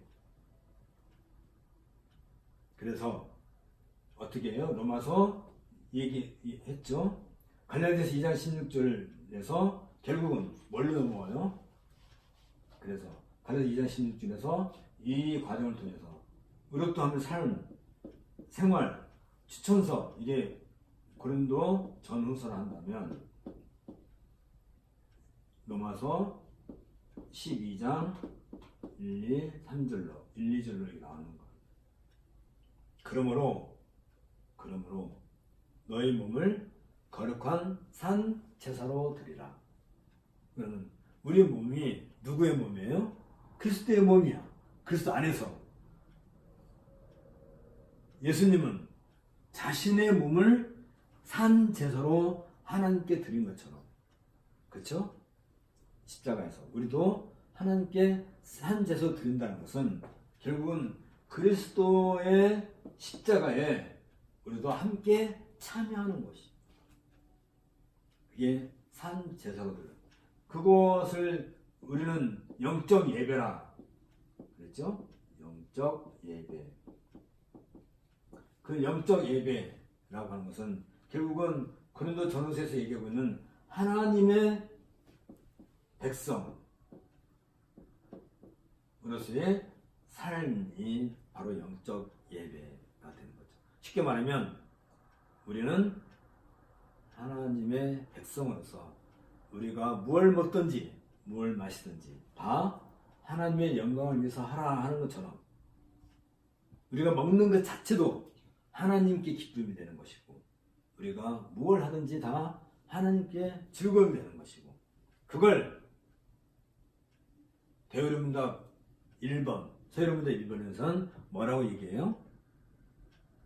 인생의 제일 큰 목적이 무엇이뇨? 하나님을 기뻐하고 엔조이하는 거다.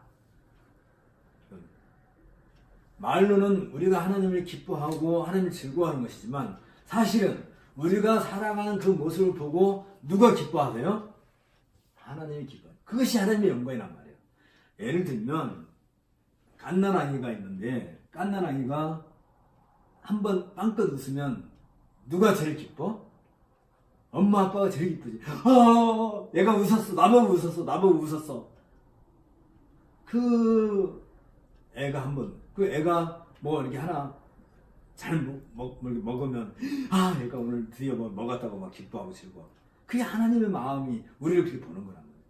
그걸 우리가 자라서 우리가 성장해서 그런 부모를 보면 내가 뭘 하는 것을 보고 우리 부모가 나를 보고 되게 기뻐요.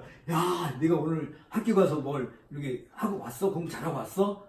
그걸 보고 기뻐하면 내가 그 부모가 기뻐하는 걸 보면 내가 기뻐요? 안 기뻐요? 짜증나요? 그걸 내가 기뻐하는 거지. 내가 즐거워하는 거지. 아, 내가 오늘 학교에서 뭐 이렇게 뭘 했던 얘기를 오늘 학교에서요 뭘 만들었어요. 아, 그래 너 참 잘했구나. 막 그러면 내가 마음이 기쁘는 것처럼 그게 인생의 제1된 목적이란 말이에요. 하나님과 우리가 같은 걸로 기뻐하고 같은 걸로 즐거워하고 즐거움 안에 있기 때문에 enjoy란 말이에요. enjoyful. 기쁨 안에 있는 거예요. 그게 다 복음 안에서 이루어지는 얘들인 거지. 그것이 우리 인생이 참된 우리가 존재하는 참된 존재의 목적이란 말이에요. 그게 어디에 있냐면 바로 이 배지 안에 바로 그 얘기가 담겨 있어요. 배지 안에 그 내용이 기록되어 있어요. 우리가 여기 보면 이건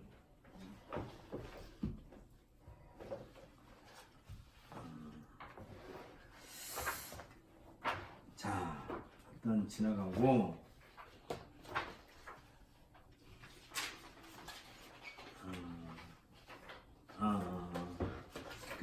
잠깐 우리가 어디로 가야 되냐면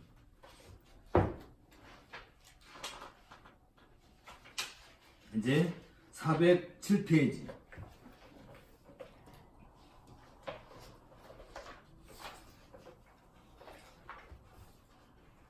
바울복음의 핵심과 사도행전의 주제는 바울의 온 이틀을 자기 셋집에 유하며 자기에게 오는 모든 사람을 다 영접하고 담대히 하나님 나라를 전파하며 주 예수 그리스도께 관한 것을 가르치되 그만한 사람이 없었더라 라고 사도행전을 마쳤을 때 거기에 주제가 뭐예요? 바울이 전파한 하나님 나라와 예수 그리스도에 관한 것. 그것은 곧 사도행전 28장 20절에서는 이스라엘의 소망이었는데 이스라엘이 그걸 거부하니까 이제 온 땅에 이방인들에게도 전해졌다. 그래서 누구든지 그 말씀을 다 듣게 될 것이다. 한 것은 결국은 사도행전 1장 8절에서 우리 주님께서 말씀하신 그 말씀의 성취. 그것이 어떤 형태로 나타나냐면 바울이 마게도냐와 아시아와 아가야와 그리고 로마까지 그리고 나중에 서바나까지 교회를 세워나간 보편적인 교회로 등장하게 되는 거죠. 그리고 이제 410페이지 이 로마 옥중에서 잠깐 이제 바울이 석방이 되죠. 그래서 이제 그레데 섬이라든지 소아시아라든지 마게도니아라든지 또 서바나 여행이라든지 이제 그렇게 여행을 하고 그리고 바울이 다시 두 번째 이제 옥에 갇혀지게 돼요. 자, 여기에서 이제 잠깐 우리가 또 짚고 넘어가야 될 게 있죠. 바울이 로마에 있을 때 이게 이제 로마 가기 전까지 이 갈라디아서, 데살로니가 전후서, 고린도 전후서, 로마서를 기록하지. 그러면 하나, 둘, 셋, 넷, 다섯, 여섯 바울 서신 6개가 기록되고 이 로마에 있을 때 옥중 서신이라 해가지고 지금 바울이 뭘 하는 거예요? 들으리라 하는 것처럼 이제 옥중 서신이 나오죠. 그래서 이제 골로새서, 그다음에 빌레몬서, 그리고 에베소서, 그리고 빌립보서를 이렇게 기록하게 돼요. 골로새서, 빌레몬서. 그러니까 사실 골로새서와 빌레몬서는 같은 거니까 뭐 이건 같은 얘기죠. 빌레몬서는 골로새에 있는 그 빌레몬에게 보낸 사실인데 사실은 골로새에 같이 보낸 거고 이걸 보낼 때 에베소서도 같이 보내요. 두기고라고 하는 분을 통해서 이 세 서신을 같이 보내죠. 그러니까 에베소서나 골로새서나 빌레몬서에는 어떤 큰 공통된 주제가 있어요. 그게 뭐냐면 우주적인 기독론. 다시 말하면 승천하셔서 지금도 여전히 우리를 다스리고 계시는 그리스도에 대한 그 공통된 주제 아래서 골로새 교회가 그 이방 종교 앞에서 어떻게 살아야 될 건가. 빌레몬에게 종인 오네시모를 어떻게 다 이 우주적인 기독론에 근거해서 에베소서 해가지고 결국은 여기서 또 다른 어떤 교회에 대한 걸 얘기하죠. 뭐 다시 말하면 골로새서 같은 경우에서는 그리스도 안에 있는 교회를 강조하고 그리스도는 몸인 교회의 머리시다 라는 것을 얘기해 주게 되고, 어쨌든 이 내용이 있고, 그다음 빌립보서 뭐 거의 같은 주제의 내용을 다루고 있어요. 그리고 난 뒤에 이제 로마 5개서 풀려난 뒤에 이제 또 기록을 하게 되죠. 몇 가지 책이 나오죠.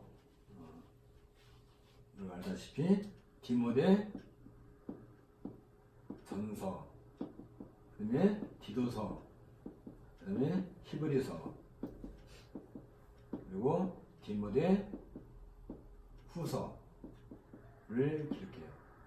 그리고 이 히브리서 빼고 나머지 디모데 전서, 디도서, 디모데 후서는 디모데와 말 그대로 디도에게 보낸 서신인데 이들은 다 목회자들이란 말이에요. 그래서 다 이걸 목회 서신이라고 하죠. 히브리서는 온 우주에 흩어져 있는 성도들에게 복음 이게 기록된 것이죠. 다시 말하면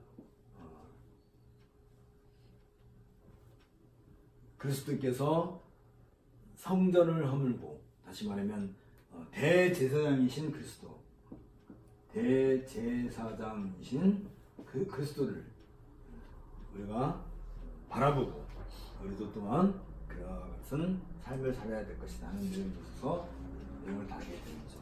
그러니까 이런 내용들, 다시 말하면 지금까지 얘기했던 이 갈라디아서에서 로마서까지 얘기했던 이 참된 믿음과 의롭다함에 대한 그 내용들이 이 골로새서, 빌레몬서, 에베소서, 빌립보서는 주로 이 우주적인 기독론을 근거해서 무엇에 대한 얘기를 하냐면 사실 이 모든 것이 교회론과 연결돼요. 교회론. 그리고 이제 디모데 전후서, 이 공동서에 대한 히브리서는 신자들의 어떤 그 생활과 말하자면 새롭게 생명을 얻은 우리 신자들의 삶에 대해서 구체적인 내용이 다뤄지고 있습니다. 자, 이렇게 하고 드디어 이제 우리 사도행전 공부를 마침에 있어서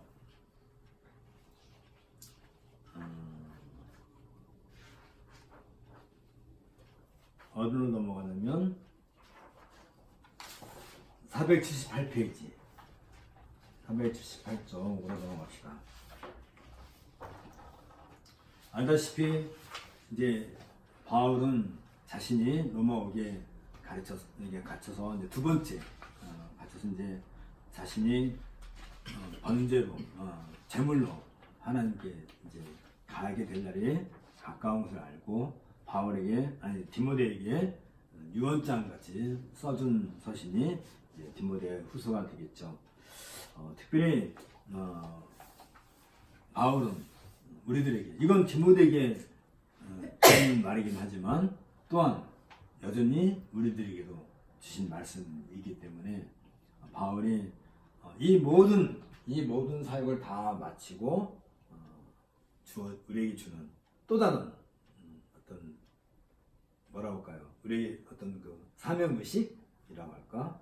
그게 한마디로 뭐 이게 말하기는 참 어렵지만 디모데후서 4장 1절부터 5절에 이 내용이 잘 나와 있습니다. 자, 한번 이걸 우리가 같이 읽도록 하겠습니다. 시작. 하나님 앞과 산자와 죽은 자를 심판하실 그리스도 예수 앞에서 그의 나타나실 것과 그의 나라를 두고 엄히 명하노니 너는 말씀을 전파하라. 때를 얻든지 못 얻든지 항상 힘써라. 범사에 오래 참음과 가르침으로 경책하며 경계하며 언하라.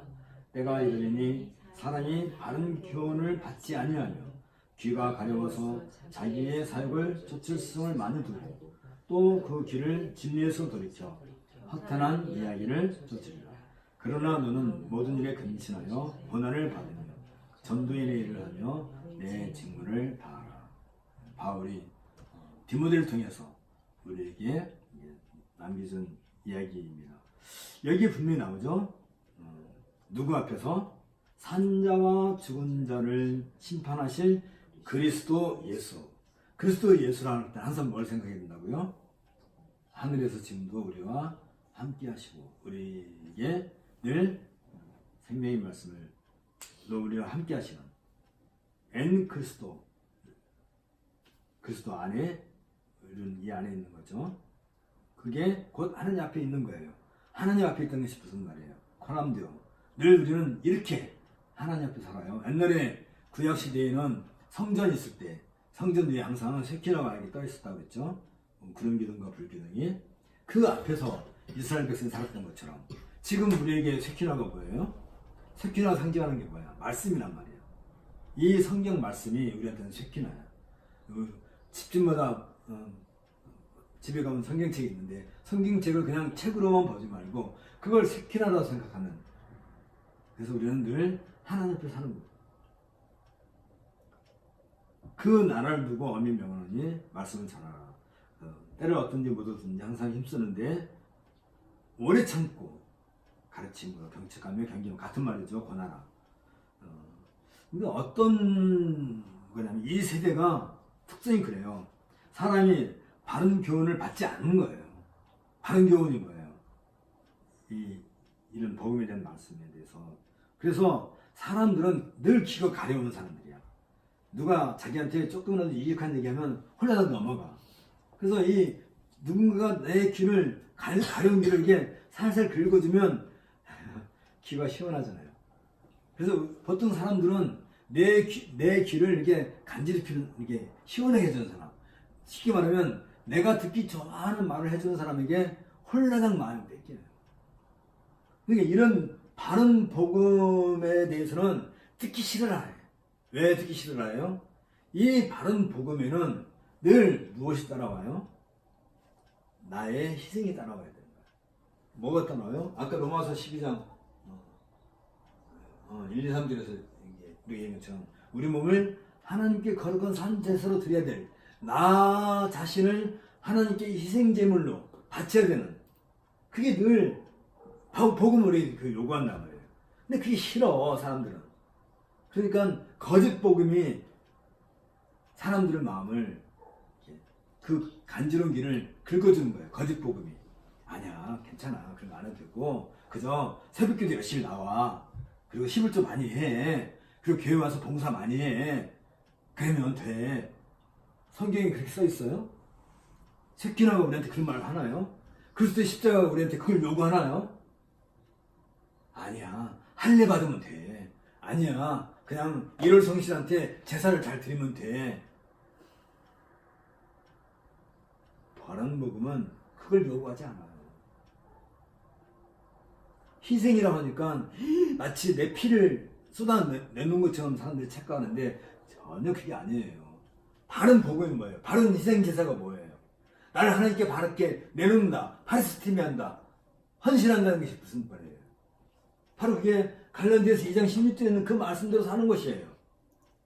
예수 그리스도를 믿는 것이야. 그게 바른 믿음이고 바른 제사고 바른 희생 제사란 말이에요. 그게. 그리고 뭘 해요? 그리스도 예수를 바라보는 거예요. 다시 오실 그리스도 예수를 믿음으로 기다리는 거. 그게 무슨 할례와 무슨 상관이 있어요? 그게 무슨 새벽제단을 날마다 쌓아야만 그렇다는 거예요? 아니면 뭐 11조를 맨날 그렇게 해야만 된다는 거예요? 물론 내가 그런 그리스도 예수를 믿기 때문에 우리 교회를 좀 더 이렇게 바른 믿음 가운데 세워나감에 있어서 내가 새벽기도 할 수도 있고 뭐 헌금도 할 수 있고 또 뭐 이렇게 나가서 뭐 고난도 당할 수 있고 하겠죠. 그러나 그 안에 뭐가 있어야 된다고요? 갈라디아서 2장 16절에 있는 것처럼. 그래서 갈라디아서란 말이야. 여기서 갈라져요. 바울이 복음을 전할 때 그 복음을 받는 사람이 있고 그 복음을 대적하는 사람이 있는 것처럼 갈라지는 것처럼 그래서 갈라지는 예수 그리스도를 믿는 믿음이 그리스도 예수를 믿는 믿음으로 자라게 해서 그 온전한 믿음이 우리로 하여금 하나님 앞에 의롭다함을 받는다 할 때에는 우리에게 눈금만큼의 공로라는 것은 우리에게는 없는 거예요. 거기 무슨 공로가 있어요.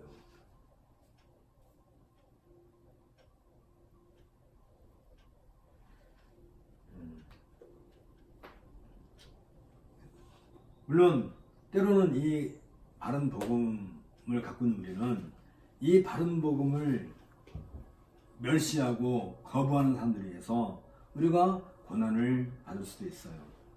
얼마나 많은 사람들이 이 고난 때문에 목숨을 바치고 죽음을 당한 사람들이 얼마나 많아요.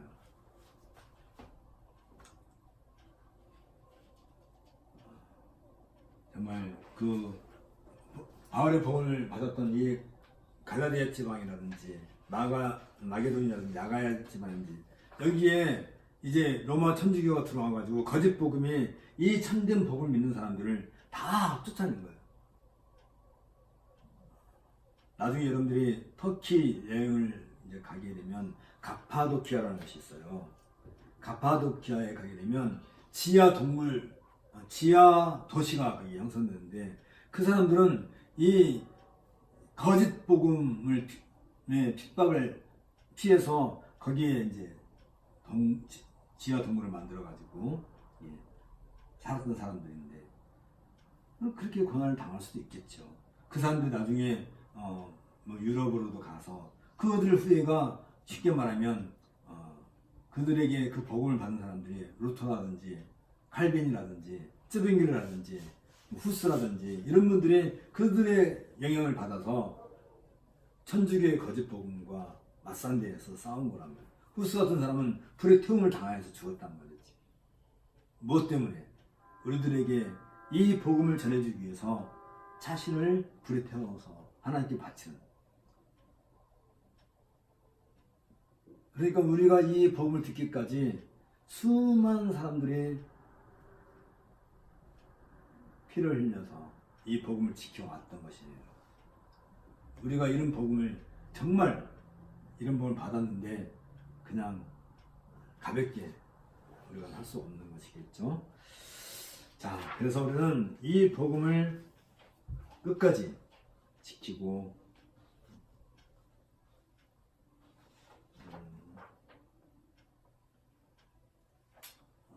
그래서 이제 바울이 제일 마지막에 이렇게 축도를 하고 이제 마치죠. 디모데후서 4장 22절. 나는 주께서 내 심령에, 이거는 물론 디모데가 한 얘기지만 이건 디모데를 통해서 우리에게도 거듭하는 거예요. 우리 심령에, 우리 마음에, 우리 영혼에 함께 계시기를. 주가 누구예요? 큐리오스, 그리스도 예수죠. 은혜가 너희와 함께 있을지어다. 은혜와 평강은 절대 뗄래야 뗄 수 없는 거죠. 은혜와 평강이 너희와 함께 있을지어다. 누구에게? 이 바른 복음을 가지고 있고 이 바른 복음을 지켜내고 이 바른 복음을 우리의 후손들에게 전해줘야 돼. 바로 우리죠. 그들에게 바울은 명확하게 선포를 해요. 주께서 내 심령이 함께 계시기를, 그리고 은혜와 평강이 너희와 함께 있을 것이다. 너희는 누구예요? 이게 교회란 말이지. 교회. 바로 우리가 속해 있는 교회. 한 몸인 교회. 그렇게 해서 우리가 이제 사도행전을 드디어 이제 한 권을 다 마스터를 했습니다. 고생이 많았고 이 것을 우리 마음에 담기 위해서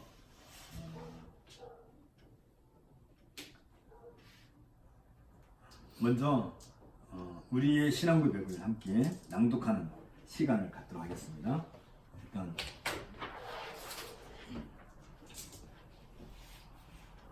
이 책에도 있지 참. 아이 참.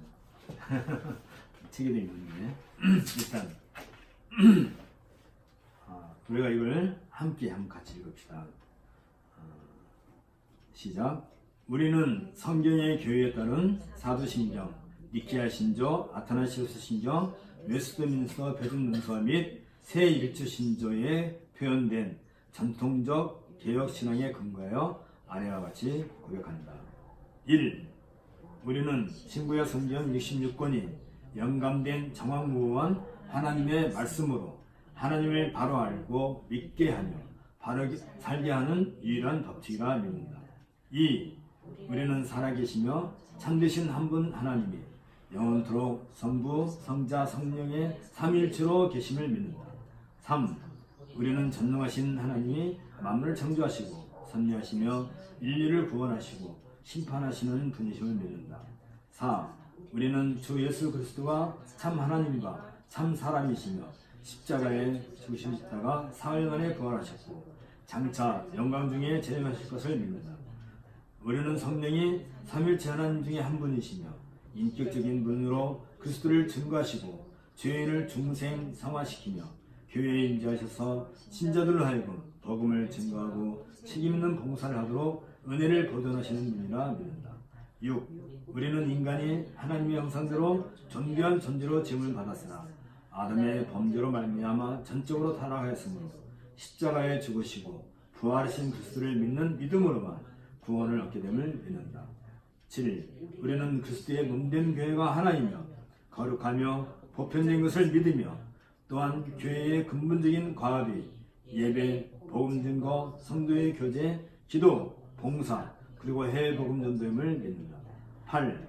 우리는 성경의 교훈에 따라 하나님 나라를 실현하라는 하나님의 명령에 순종하여 사회적 책임을 감당하며 사람과 문화를 변형시키는 것이 교회의 복음 전도임을 믿는다. 서명. 같이 읽읍시다.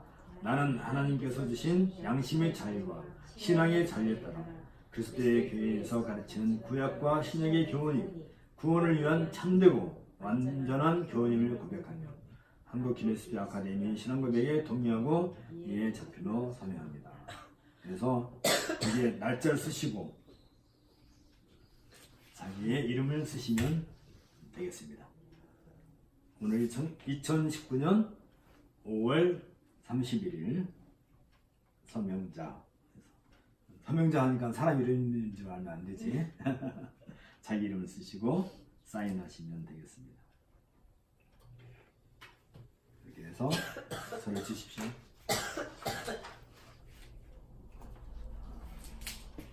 자, 여기서 수료식은 이제 끝나고 하겠습니다.